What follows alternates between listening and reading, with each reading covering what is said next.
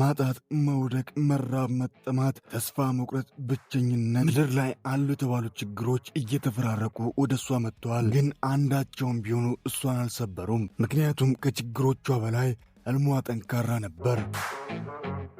ዛሬ ሁሉን አሳክታ የቱርክ ታዋቂ አንጋፋ ተዋናይ ከመባሏ በፊት ጋዜጣ እያዞረች የምትሸጥ አንድ ምስኪን ሴት ነበረች። የግል ሕይወቷ ሁሌም ቢሆን ውዝግብ ያስነሳል። ትዳር፣ ቤተሰብ፣ ልጅ፣ ባል በሚባሉ ነገሮች እሷ አልተባረከችም። ማንም ሰው ስለ ጎበዝ ተዋናይነቷ ከማውራቱ በፊት ስለ ትወና በቂ እውቀት ሊኖረው ይገባል። አለበለዚያ የእሷን አቅም ያሳንሳሉ። ዛሬ ላይ እርጅና ቢጣራትም ጸጉሯ ወደ ነጭነት እየተቀየረ ቢመጣም እሷ ግን ዛሬም እንደ ልጅ ነው የሚያረጋት። ሕይወቷ የመሰናክል ሩጫ ሆኖባት ወርቃለች፣ ተሰብራለች። ነገር ግን ወርቃም ተሰብራም ሳቀር ዛሬ ላይ ተስፋ ለቆረጡት ተስፋ እየለገሰች የደከሙትን እያበረታች የሕይወት ተመክሯን እያካፈለች ትገኛለች። ተራ የጋዜጣ አዟሪነት እስከ ትልቅ ቲቪ ሾው አዘጋጅ፣ ከአጃቢ ተዋናይነት እስከ ስመጥር ተዋናይነት በሴቶችና በሕፃናት ጉዳይ ላይ ሁሌም ቢሆን ከፊት የምትገኝ ተጽዕኖ ፈጣሪ፣ ጸሐፊ፣ ማስታወቂያ ባለቤት፣ ተዋናይ፣ የባለብዙ ሙያ ባለቤት፣ የመንታ መንገድ ኮከባ ተዋናይ ሱምሩ ወይም ኤይሴ ኡስሉ።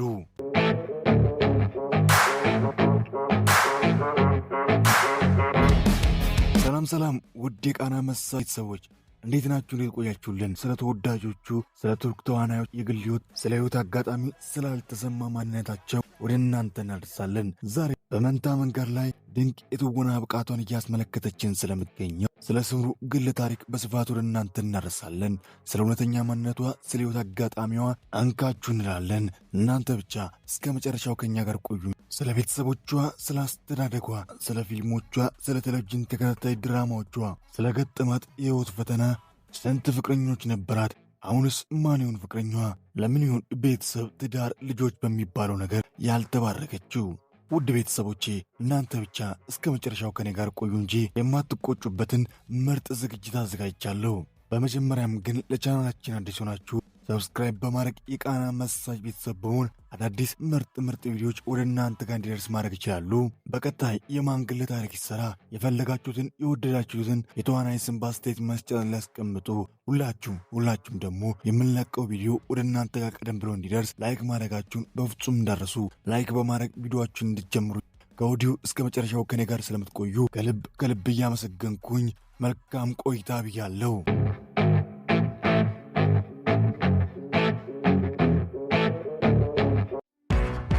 በሐይቆች ተከባ በጎብኚዎች የመጀመሪያ ምርጫ በምትሆነው ቱርኳ ሁለተኛ ከተማ በተባለችው በኢዝምር ከተማ መስከረም 1974 አንዲት አንጸባራቂ ኮከብ ልጅ ይህን ምድር ተቀላቀለች። እናቷም ኤይሴ ኡስሉ ብላ ስሟን አወጣችላት።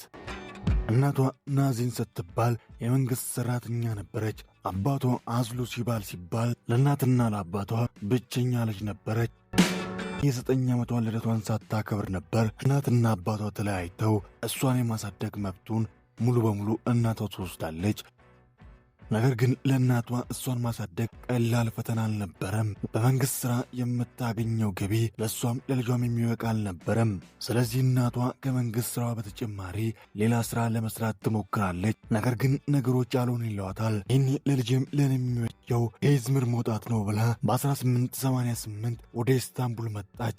ነገር ግን ኢስታንቡል እጇን ዘርግታ አልተቀበለቻቸውም። እናት ስራ የላት፣ የምታውቀው ወዳጅ የላት። ልጇን ይዛ ከቦታ ቦታ ተንቀሳቀሰች፣ ተንከራተተች። ለቀናት በምግብ ረሃብ፣ በውሃ ጥማት ተንገላቱ። ከብዙ ድካምና ከብዙ ፈተና በኋላ በአንድ መልካም ሰው አማካይነት እናቷ በሱፐር ማርኬት ውስጥ ስራ አገኘች። የራሳቸውን ቤት ተከራዩ። እሷም አቋርጣ የነበረችውን የመጀመሪያ ደረጃ ትምህርቷን መማር ጀመረች። ለጥቂት ወራት ከችግራቸው ያመለጡ መሰሉ። ከወራቶች በኋላ እናቷ ሕመም እየተጫናት ከሥራ እየቀረች ደሞዟ እየተቆረጠ መምጣት ጀመረ። ይህን የምታገኘው ገቢ እየቀነሰ ኑሯቸው ሕይወታቸው የተጎዳ መጣ። ይህን ትንሿ ሱምሩ እናቴን ማገዝ አለብኝ ብላ ከትምህርት ጊዜዋ ውጪ ሥራ መስራት ጀመረች። ልክ ከትምህርት ቤት እንደወጣች ጋዜጣ ይዛ ከተማውን እያዞረች የምታገኘውንም ሳንቲም ምንም ሳታጎል ለእናቷ ይዛ እየመጣች በለጋ ዕድሜዋ እናቷን ማገዝ ጀመረች። እናቷ ግን ሁሌም ስራዋን እንድታቆምና ትምህርቷ ላይ ብቻ ትኩረቷን እንድታደርግ ደጋግማ ትነግራታለች። እሷ ግን ምንም እንኳን በለጋ ዕድሜዋ ከባድ ኃላፊነት ብትሸከምም ከትምህርቷ ህልሜ ነው ካለችው ነገር ፈቀቅ ብላ አታውቅም ነበር። ህልሟ ምኞቷ የነበረው ሞዴል፣ በፋሽኑ ዓለም ተጽዕኖ ፈጣሪ መሆን ነበር። የመጀመሪያና ሁለተኛ ደረጃ ትምህርቷን ጨርሳ ወደ ዩኒቨርሲቲ ስትገባ እናቷ ደህና ስለሆንኩኝ ስራ መስራት ያለብኝ እኔ ነኝ ብላ ስራ እንዳሰራ ቃል አስገባቻት። በቢሳክ ዩኒቨርሲቲ በሥነ ጽሑፍ ክፍል ትምህርቷን ተምራ በእናቷ ጸሎትና በፈጣሪ ቸርነት ትምህርቷን በጥሩ ውጤት አጠናቀቀች። ትምህርቷን ከጨረሰች በኋላ ሥራ አግኝታ የእናቷንም የራሷንም ሕይወት በአንድ ያልቀየረችም። እናት ልጅ ተምራ ተመርቃ ደረሰችልኝ በምትልበት ጊዜ ልጅ ግን ተምራ ተመርቃ ሥራ ማግኘት ልክ እንደ ሀገራችን ሆኖባት ብዙ ተሰቃየች፣ ብዙ ለፋች። ተመርቃ ከወጣች በኋላ ለአንድ ዓመት ያክል እዚህም እዛም እየተሯሯጠች የተለያዩ ማስታወቂያዎች ላይ እየተሳተፈች አቅሟን ለማሳየት ሞክረች። የፈለገችውን የድካም ሆነ ያክል እንኳን ባታገኝ እሷ ግን ተስፋ አልቆረጠችም። አሁንም ቢሆን ልፋቷን ትጋቷን ቀጠለች። መቼም ቢሆን የለፋ የጣረ የፍሬውን ማግኘቱ አይቀርምና አንድ የማስታወቂያ ቪዲዮ ላይ በአጃቢነት ተዋናይ ሰራች። ያንን ያሰራቸው የማስታወቂያው ዳይሬክተር ደግሞ ቲያትር አዘጋጅ ነበር። ማስታወቂያው ላይ የነበሩ ተዋናዮችን በጠቅላላ ለአንድ ቲያትር መረጣቸው። ምንም እንኳን ስለ ቲያትር ትምህርት ብታገኝም ተዋናይ ሆናለሁ የሚል ሐሳብ በአእምሮ አልነበረ። ነገር ግን የመጣላትን ዕድል አይ ብላ አልገፋችም። እንዳመጣጡ ተቀበለች። ቲያትሩም ተሰርቶ ሲመረቅ ተመልካች ወደደው። ቆንጆ ቲያትር ሆነ። ቲያትሩ ላይ በአጃቢ ተዋናይነት ነበር የተሳተፈችው። እንዲሁ ሌሎች ቲያትሮች ላይ በአጃቢ ተዋናይነት ሰራች። ቀስ በቀስ ሞዴሊንጉን ረስታ ቅልጥ ወዳለ የትወና ፍቅር ውስጥ ወደቀች። ነገር ግን ይሄኛውም ቢሆን ቀላል ነገር አልነበረም።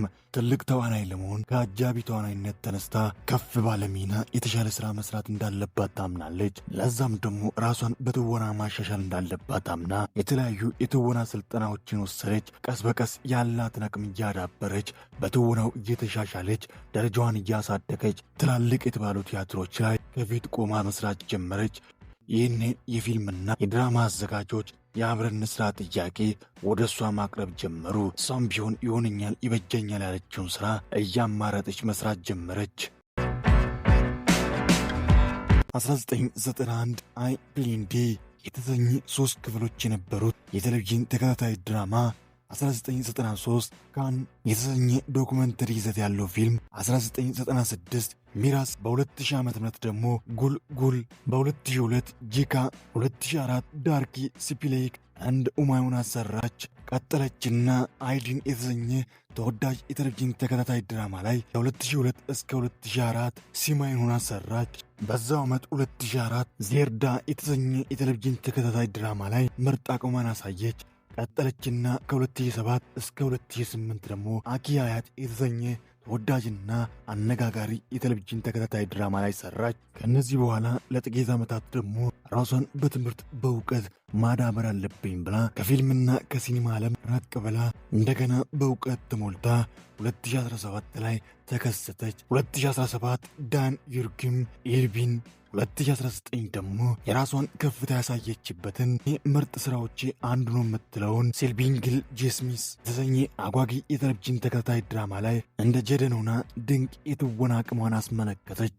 ቀጠለችና 2022 ሱዙን አስከተላ ማይ ወንደርፉል ላይፍ ወይም በቱርከኛ ስሙ ሳኒያቲም 2024 እንደ ኤጃን በመሆን ሰራች። ከ2024 እስከ 2025 ደግሞ በአማርኛ ስሙ መንታ መንገድ፣ ቱርከኛ ስሙ ደግሞ ሳኒያቱም የተሰኘው የቤተሰብ ቴሌቪዥን ተከታታይ ድራማ ላይ ድንቅ የተባለውን የትወና አቅሟን በማስመልከት ከበርካቶች አድናቆትና ሙገሳን አግኝታለች።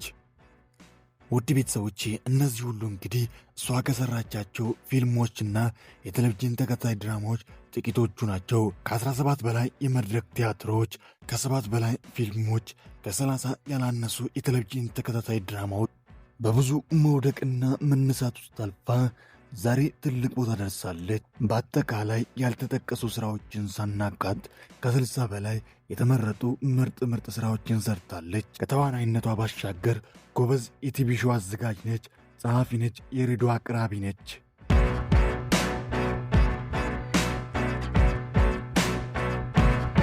በሕይወቷ ብዙ መከራና ብዙ ፈተና እንዳየ ሰው በሕይወቷ ብዙም ኮስተር ያለች ሴት አይደለች። ተጫዋች ሕይወቷን ቀለል አድርጋ የምትኖር ያኔ በችግርና በመከራ ያመለጣትን የልጅነት የወጣትነት ጊዜ ዛሬ ላይ ማጣጣም አለብኝ ብላ ለእናቷም ለራሷም ደርሳ ሕይወቷን ቀለል አድርጋ በምቾትና በድሎት እየኖረች ትገኛለች። የመጣችበት የሕይወት መንገድ ተስፋ ለቆረጡት አይዟችሁ የሚል ተስፋ የሚሰንቅ ሕይወትን ትርጉም ላጡት ነገ የተሻለ እንደሆነ የሚያሳያቸው አይዟችሁ የሚላጡት ደግሞ ሞራል ሆኖ በተለያዩ መድረኮች የሕይወት ተሞክሮዋን ያሳለፈችውን ነገር በኩራትና በልበ ሙሉነት ትናገራለች። በሴት ልጅ ጥቃት፣ በሕፃናት ጉዳዮች ላይ በፍጹም አትደራደርም። በዚህ ጉዳይ ላይ ሁሌም ቢሆን ከፊት ቆማ ሌሎችን አስከትላ ድምጿን ታሰማለች። በተለይ በሴት እህቶቻችን ላይ የሚደርስ ማንኛውም ጥቃት ይቁም፣ የሴት ልጅ መብት ይከበር ብላ በየሚዲያው ድምጿን ታሰማለች። በ2018 እንዲሁም በ2023 ቱርክ ውስጥ ከሚገኙ 10 ተጽዕኖ ፈጣሪ ሴቶች መካከል አንዷ በመባል ተመርጣለች።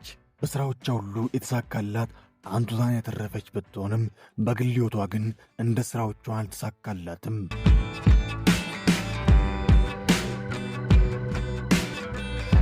በተለይ ደግሞ የፍቅር ሕይወቷ እዚህ ግባ የሚባል አይደለም። 2002 ላይ ዜርዳ በተሰኘው የቴሌቪዥን ተከታታይ ድራማ ላይ ኤካን ከተባለው ታዋቂ ተዋናይ ጋር ግንኙነት ጀምራ ከ2 ዓመት በኋላ ምክንያቱ ባልታወቀ ሁኔታ ሊለያዩ ቻሉ። ለዓመታት በሥራና በሕይወት ፈተና ራሷን እያጠነከረች ቆይታ ከ10 ዓመት በኋላ ደግሞ በ2014 አንድ ፊልም ላይ ከተዋወቀችው ኦዛን ከተባለ ተዋናይ ጋር ግንኙነት ጀመረች። ነገር ግን ግንኙነታቸው ረጅም መንገድ መጓዝ አቃተው። ፊልሙ ሲጀመር የጀማመረው ፍቅራቸው ፊልሙ ሲጠናቀቅ ፍቅራቸው ማበቃ። የግል ሕይወቷ ብዙውን ጊዜ የሚያወዛግበው አንዳንድ ምንጮች 2 ሴት ልጆችና 1 ወንድ ልጅ 3 ልጆች በአጠቃላይ አሏት ብሎ ሲዘግቡ፣ አንዳንድ ምንጮች ደግሞ ምንም ልጅ የላትም ይላሉ። ሌሎች እንደገና 1 ሴት ልጅ አላት ይላሉ። በአጠቃላይ ይፋ ይወጥ እሷም ልጅ ነው ብላ ያስተዋወቀችው ልጅ የላትም።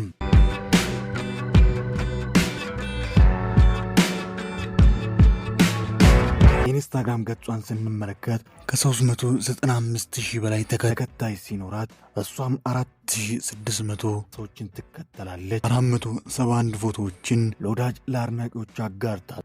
ፌስቡክ ገጿን ስንመለከት ከ912,000 በላይ ተከታይ አላት። 58 ኪሎ ስትመዝን 1 ሜትር ከ69 ሴንቲሜትር ትረዝማለች። 51ኛ ዓመቷንም ይዛለች። ውድ የቃና መሳጅ ቤተሰቦች ሱምሩን እንዴት አገኛችሁ? እስኪ ሱምሩን የምትወዱ ላይክ በማድረግ ፍቅራችሁን ገለጹ። በቀጣይ የማን ግል ታሪክ ሰራ የወደዳችሁትን የፈለጋችሁትን የተዋናይ በአስተያየት መስጫ ላይ ያስቀምጡ።